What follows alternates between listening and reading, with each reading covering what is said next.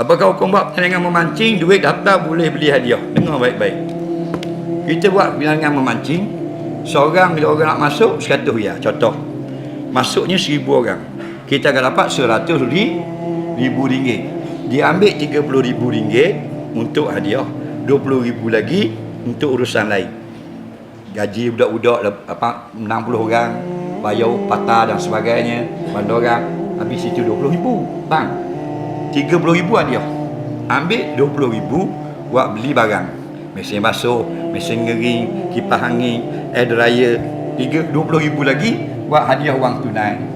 Tempat pertama RM3,000. Tempat kedua RM5,000. Tempat ketiga RM10,000. Apa dak ni? Orang dah aku tandingan aku. Contoh bang. Awak contoh Jadi peserta yang bernasib baik, dia hanya bayar RM100, tapi dia dapat ikan kakap 4 kilo sakau. Orang lain 2 kilo lah ke? Dia 4 kilo. Dia dapat PT tadi RM10,000. Okey, contoh. Orang yang tak nasib baik 100 tadi hilang. 100 lagi lah, duduklah 10,000 itu. Maka dia tidak nasib baik, tak dapat, hilang harta.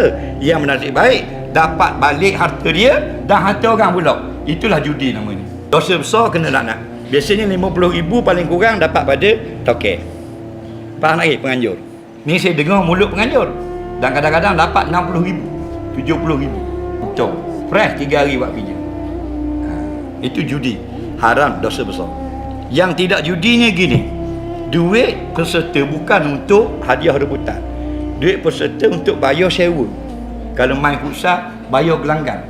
Atau duit semua tu dibeli t-shirt untuk dipakai oleh semua orang. Itu tak apa. Dan hadiah disediakan oleh pihak ketiga. Contoh, dianjurkan oleh hadiah kerjaan, support. Okey, itu tak apa. Yang tak boleh hadiah pada yuran itulah kita berebut. Itu haram judi.